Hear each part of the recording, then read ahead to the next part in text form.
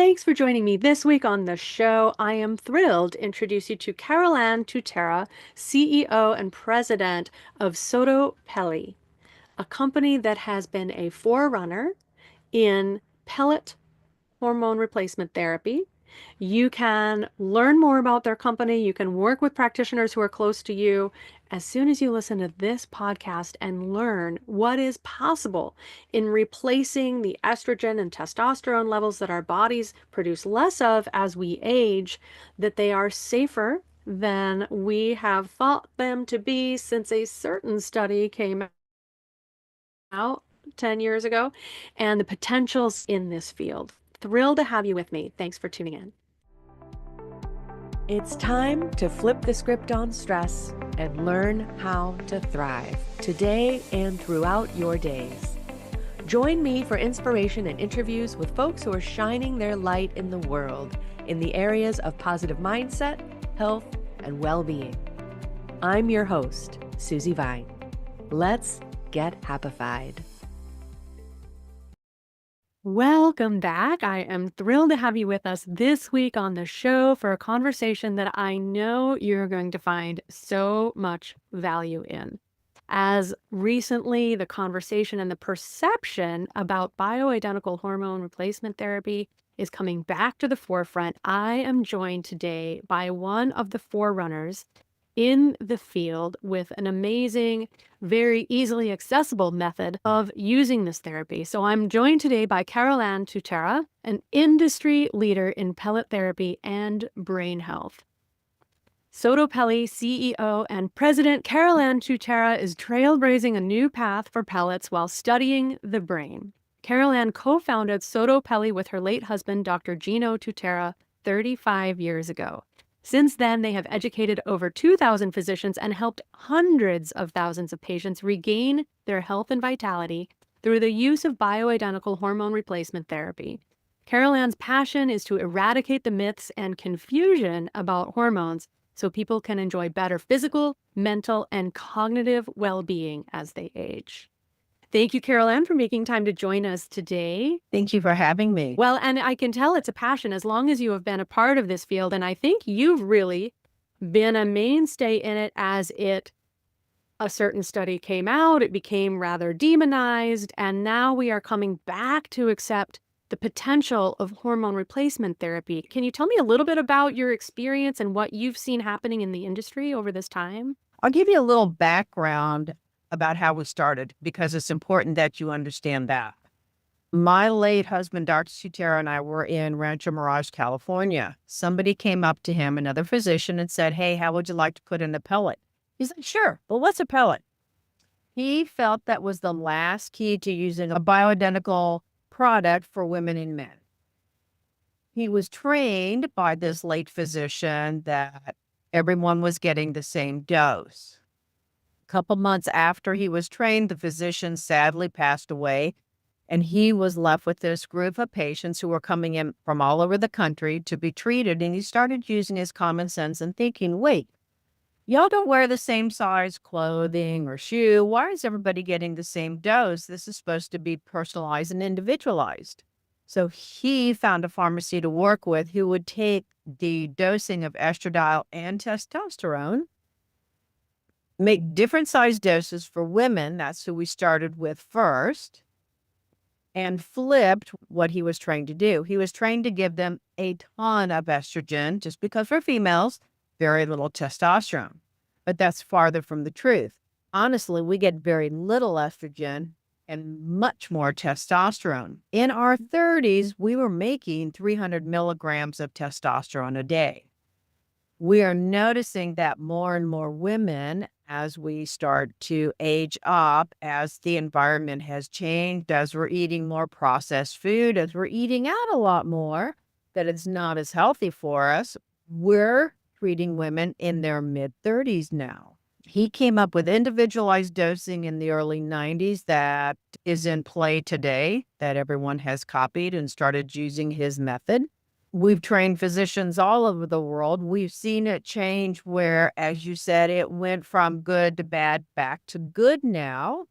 And the study you're referring to was in 2020 2012, I believe, the Women's Health Initiative said that estrogen is bad for women. Now, let's really think about this. We make estrogen. If it was bad for us, why would our body make estrogen? And that's like saying an engine in a Chevy is bad for all cars, no matter what you drive. So after a while, that was put to rest because they realized that's not really true. And more women and now men are finding that a bioidentical product is much safer for them to use. Thank you for that. Distilling a lot of history and turmoil into a nutshell. When I was very young, shortly after my brother's birth, actually, my mother had a full hysterectomy. And so she was on hormone replacement therapy coming through that time in the 80s and the 90s, and certainly being in that practice in the 90s and getting that established and finding these innovations and then kind of having it all reeled back after that study in 2012 was probably pretty devastating for the practice. I'm sure frustrating in seeing his own experience, the success in his patients, and then having to work against this public perception that suddenly changed so radically. But let's keep in mind, they were testing creams, pills, patches. Pellets were not to be found in that testing because pellets are made of pure estradiol and pure testosterone, chemically matching exactly what the body produced. So if this is the molecule chain your body made, this is exactly what we give back to you in pellets. Everything else tilts and goes sideways. Now, the beauty with pellets when they're slipped under the skin, hence the name SottoPelle. Sotto is under, Pelle is skin. They are controlled by the heart because the heart controls the blood. The pace of the blood going by it is controlled by the heart. So the more it goes by, it's like a kid licking a lollipop. The faster the heart rate goes, the more that it takes off of the pellet and it slowly dissolves. Women are seen generally 3 to 4 times a year. Men are seen twice a year. Interesting. So it even dissolves just a little bit more quickly, differently in your female patients than male. Well, because males receive a lot of testosterone. They're nothing but testosterone. Females receive smaller doses of estradiol and testosterone. Men receive big testosterone doses. So it lasts longer for them. Got you. Interesting. And so with it being applied, installed, if you will, under the skin, and that really seems to let your patients go about having normal activities and lives and not remembering to take a pill or reapply a patch. What is that, weekly or monthly? Sometimes it's daily if it's a cream. You never know if you get the cream on right. If you're wearing a patch, you could end up looking like you've got the Olympic rings on you. If you're taking a pill, you may forget to take it. So there's so many different routes of non-compliance that goes on with patches, pills, and creams. With a pellet, it's placed, over, done with. You don't think about it. It's under the skin, on the backside, in the hip area. The only thing you have to know is that you have to lay low for a couple of days after because we don't want the pellet to be pushed up to the skin. So as the hip moves, we don't want the pellet to come up like that. So we just ask you to take it easy. No bicycle riding. You can walk. No lower body in the gym. Upper body is good. Yeah. And I think too, just understanding the mechanics of it all, like taking it easy, letting the muscles rest, letting the body be accustomed to the pellet. Hormones. Thank you. And so I'm also really fascinated in this understanding, this progression that we've had from women get estrogen, men get testosterone, or this is what we have, this is what we use, and starting to understand the importance of testosterone in the way that women's bodies function. How did that start to evolve from what he was initially taught? I think the fact that he didn't have a backup doctor to go back and talk to, and then he started thinking, he had great common sense. And that's really about the only thing I can tell you. The man intuitively knew exactly what he was doing. God bless him because he was an incredible physician that people still talk about today. He came up with the idea of using DIM for breast health protection, that now everybody's decided to use DIM with their patients. There was another product we have that's a hair repair. We have another nutraceutical line called Tutera, and he developed the hair product. It's a multivitamin that you take. It helps with thickening, strengthening, and lengthening of the hair follicles and the hair. I know this because I had it third-party tested. I wanted to make sure that the product we were putting out there represented exactly what Dr. T wanted it to do. Lo and behold, it did. I didn't have it tested until after his death a couple of years later. And then I also coupled that with a shampoo and a conditioner. So he instilled the use of common sense with me as well, continuing on the legacy of what we built. Marvelous. And I think that really speaks to what we can tap into, what we can discover when we step away from the framework, right? We've been taught this, and this is how we practice, and this is the application because I was told so. And the universe works in mysterious ways, but that inability to call back on his mentor, even just a few months after bringing this into his practice, and therefore having to find his own way to really tune into what he was seeing and experiencing in his patients, probably allowed him to make more progress faster than if he had maintained under the mentorship of the physician. That's a good way to state it. I really think that's true. He had to walk this path by himself for a very long time. And then I was the person behind the scene who was developing all the paperwork that goes with it, the marketing that went with it, that just got blasted out after we started training physicians on how to use the pellets. As things go, right? It takes two, those most powerful partnerships. One does one aspect of the work and the other sees where there's need. And there you were, taking care of the paperwork, working on the Right. marketing, helping to spread the word, helping then, I'm sure, to manage this growing group of physicians learning how to bring this into their practice. How did you see this move out through the field as he had success and then these newer physicians were coming to him to learn how to bring this into their own practices? We were putting on seminars once a month at a hotel here in Scottsdale. After a while, we realized that Rancho Mirage was not going to be a place for us. We had a patient who was a pilot with her own plane, and she was flying all her friends over every couple months until one day she came to us and she said, "You know, this is getting expensive. Would you mind coming over to Scottsdale and start treating everybody in Scottsdale?" So we did start that. We started on a Saturday a month. This is great fun. You know, we'd come over, you get to enjoy Scottsdale, never been here, until Friday turned into Friday, Saturday, Thursday, Friday, Saturday, Wednesday, Thursday, Friday, Saturday. And we said, writing's on the wall, we need to be here. So we were training here large groups of physicians every month. And part of the training they received when they came in was learning how to bring this into the practice. They were given all the paperwork to use. They were given the same information because we have 3 office locations here in the greater Phoenix area. So by running that, I knew exactly how to run an office. We started out literally as a mom and pop business, running the office here in Scottsdale when we first started up. And when you land on something that everyone needs, it tends to take on a life of its own. It quickly went from a baby to a screaming teenager really quickly and had to bring in a lot more people to help the teenager move into the 20s. I'm sure. And I'm interested too, as you're saying, initially your patients were primarily women, of course, with the change that we all experience approaching and going through menopause and the radical difference in hormones that we experience. But then also men started to come into the practice as well. Was it the kind of situation that wives were bringing their husbands in, or how did that start to evolve? The husbands came in because the wives were feeling so great and they would want to share with us. And they literally came in and they said, "Thank you for giving me back my wife." So they wanted to be able to be on a healthy route to age gracefully as the wife did. We all know that testosterone is great hormone for feeling wonderful in the bedroom. So this is why the men started coming in as well.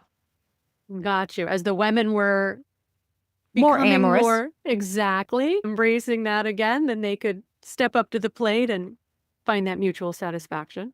You Beautiful. know, men don't talk about their health and take care of it like women do. They're in the what we call the river of denial.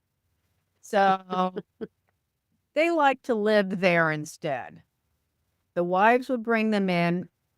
Unbelievable results they were getting and seeing. They were able to come home from work and be part of the family again instead of sitting on the couch and falling asleep before dinner.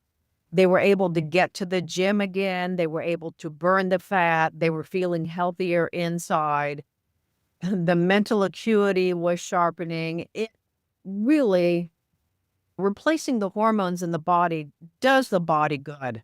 Really does. And as you're saying, that one shift, having those hormones come back into balance, bringing the energy level up, attention, stamina, all of those things, right? We know that exercise is fundamental for so many aspects of our well being. But if you don't have the energy or the inclination to get to the gym, most of that output is just getting yourself in the door. So that's really amazing. Just by making this switch, then your patients were able to make the lifestyle choices that they need to make more easily. Oh, absolutely. You have no desire to even get up and do anything. And as the old term is, a couch potato.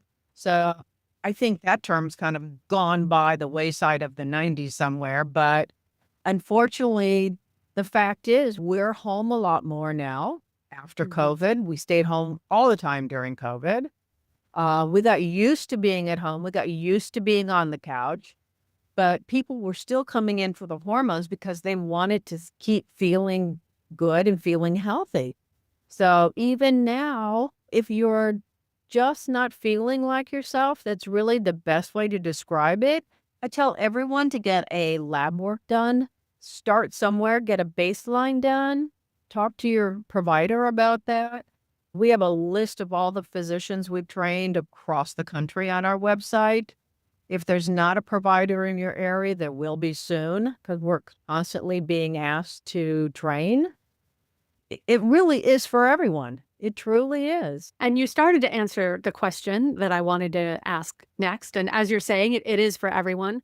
What would you say that if someone is listening to this and saying, is she talking about me? I'm not really sure. You said if they're not really feeling themselves, but what are some of the things that someone might recognize, that they're not feeling themselves in these aspects that they could be good candidates for this hormone replacement therapies? Well, we have a list of symptoms on the website, and I'll tell you what I was going through in my early 40s.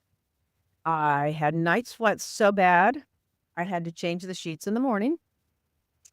I was irritable and grouchy.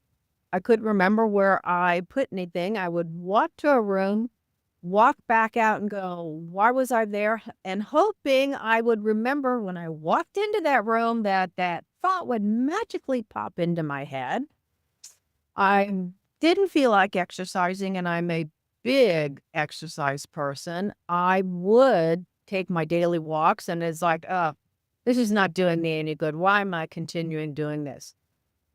Typical symptoms for a female.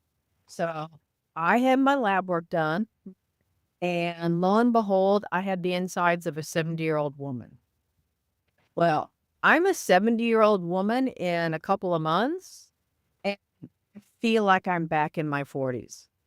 Physiologically, that's what the hormones do for you when they are placed in the body. You are physiologically back in your 30s and 40s. Absolutely incredible. I wouldn't do it any other way. Well, it's remarkable. Looking at you as we're recording the interview, I would place you in your 40s, maybe 50s. So I think that in itself is a testament to the lifestyle, of course, that you have, but also pursuing and finding the modalities that are going to support you. And I think many people, many women put off looking for support in these areas. I'm listening to a good friend of mine right now share her experiences and the way things are starting to turn around for her as she's started using hormone therapies. To me, it was a lifesaver. Of course, when I first got the hormones, I sat there and cried because I felt like I was an old lady at the time. I wasn't supposed to be in menopause in the early 40s. That's just a big no-no. I know some women who start in their late 30s just because of our lifestyles. Best thing I've ever done for myself, though. It truly is. I've got energy, the get up and go, the motivation, the drive, probably more so than somebody in their 40s or 50s right now. Yes, I think that really speaks volumes. It's so frustrating, and there is plenty of evidence indicating that perimenopause is starting younger. More and more women are affected by hormone disruption. Our environment is no help to us at this point. There's so much education we have to take on to ourselves. And it's great to know that there are practitioners, thanks to looking through your network and finding people who are in our areas, who are enlightened to this to take some of that load off of ourselves. It's nothing to be afraid of anymore because we never talked about it years ago. Mom never even talked to me about it. It was something they just didn't discuss. My generation discussed. My younger sister's generation, they discuss everything. More so than the stuff I really want to know about. So more and more women are stepping out. Look at the Oprah show that came out, that they step out and they talk about menopause and they talk about the help that they need.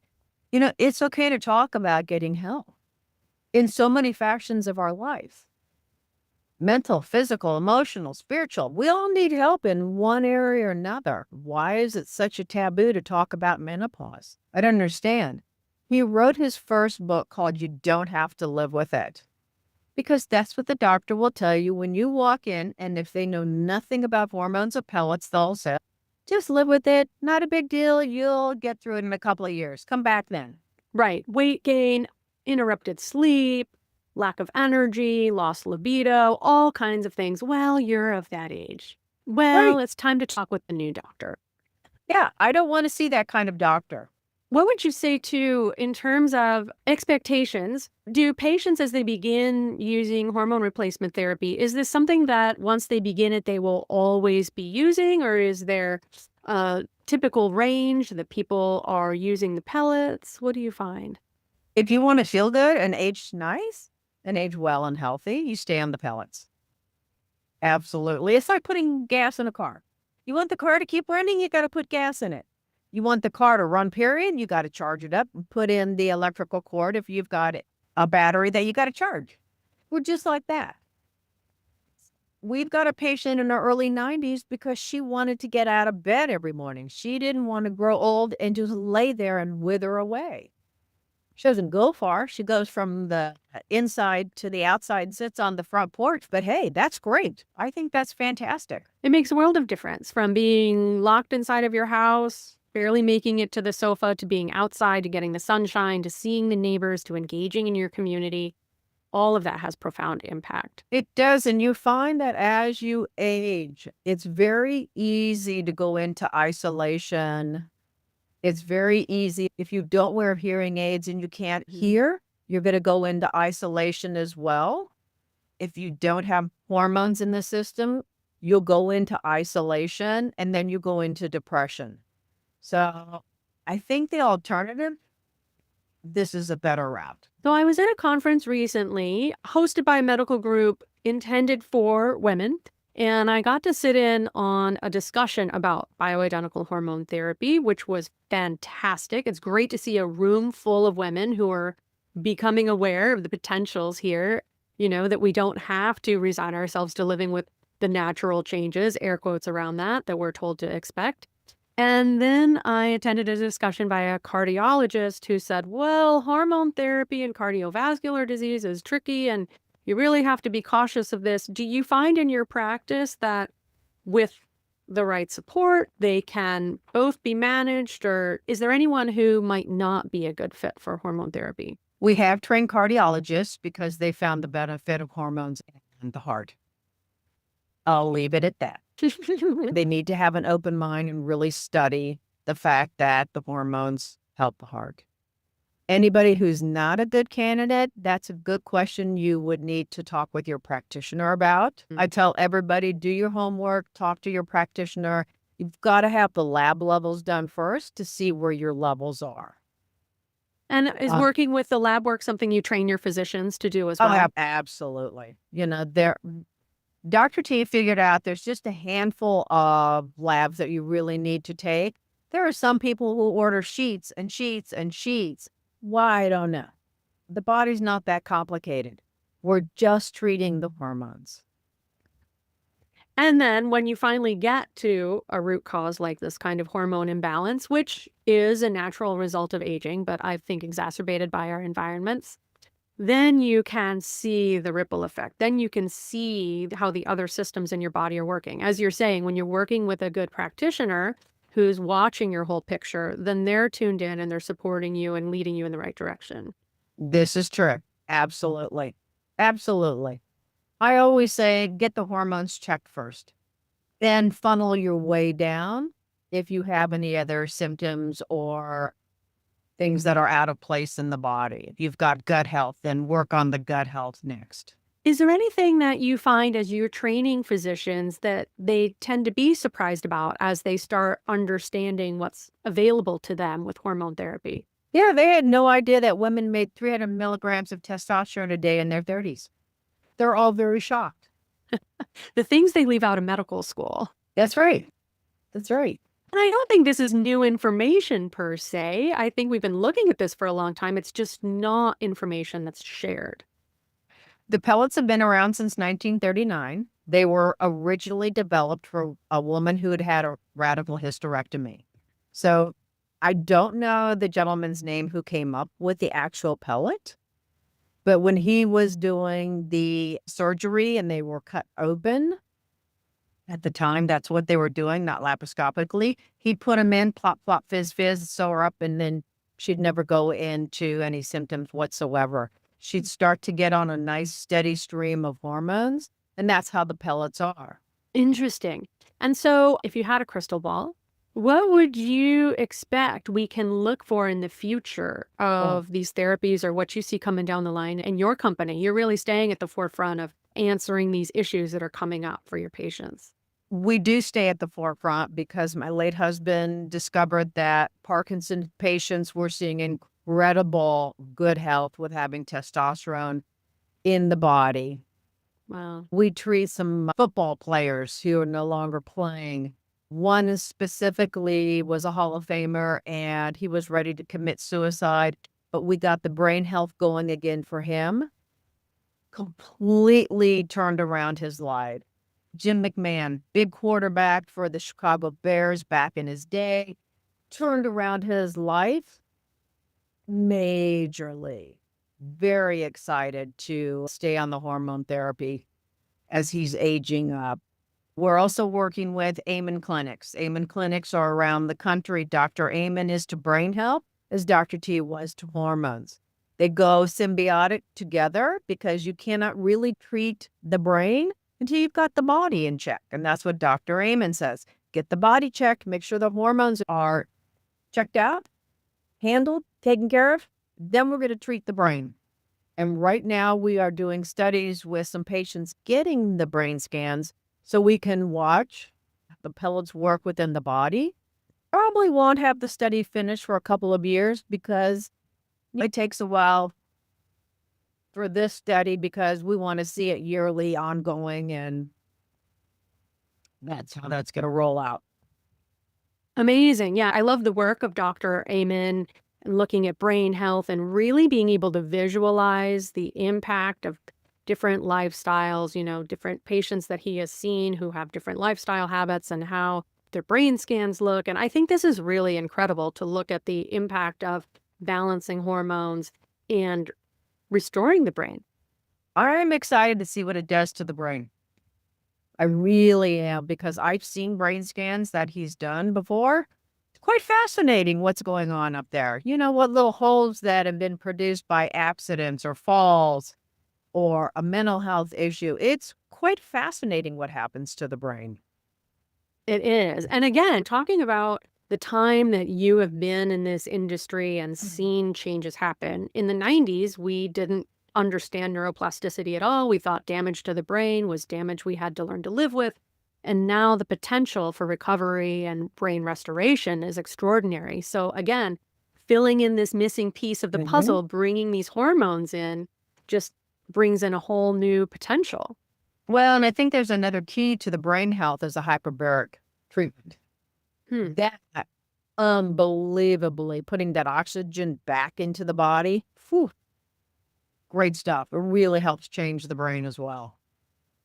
Amazing. I think that we're at an age where hopefully we can stop calling it alternative medicine and really embrace the concept of complementary medicine and bring these different modalities in so people can really experience the full potential of recovery that we have Yeah, wouldn't access that to. be ideal?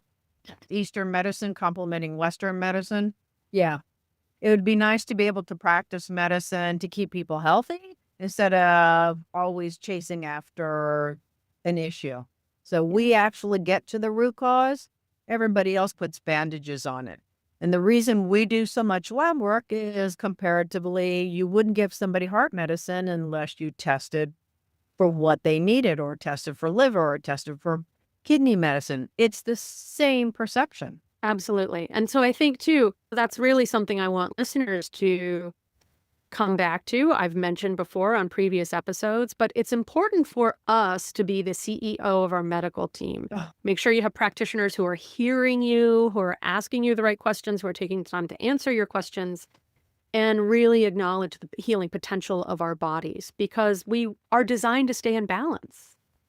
Firm believer in that, Susie. I'm a firm believer you have to take your life in your own hands because you know your body. You know your body better than anybody does. And I was just reading a story about a woman who saved herself from having cancer down the road. They caught it early enough because she kept telling her doctor, it's off. There's something off. I'm not feeling right. Oh, you're fine. Just, and get over it. No, she really pushed and pushed and pushed. And finally, they found cancer. So it could have been aggressive by the time they found it in a couple of years, but they caught it early enough. Kudos to her. Yeah, it's really essential that we become our own advocates. So is there anything else that we didn't touch on today that you want our audience to be aware of? I think we did a good job. Absolutely. Thank you. Let people know, and I'll have links in the show notes, but let people know where they can connect with you, learn more. Website is SottoPelle Therapy. I'll spell it out. SOTTO, P as in Peter, ELLE therapy.com. Perfect. Tons of information, videos, and a contact us page. Marvelous. And they can learn how to connect with practitioners in their area if they're interested in learning more, getting some of these labs done to find out where they are and what might be possible. Absolutely. Marvelous. Thank you, CarolAnn, for your time. I appreciate you coming and joining me on the show and bringing this conversation. Like I said, as the perception is coming back around, as it's becoming less taboo, I'm thrilled to see the potential of people embracing healthier hormonal balance. So thank you so much. Thank you. Thanks for listening. You'll find all the resources we discussed today online at happifiedlife.com, along with links to subscribe to Happified on your favorite player and a handy search tool so you can search all of our previous episodes. Help us grow by leaving a quick review and share this episode with a friend. Until next time, keep on shining.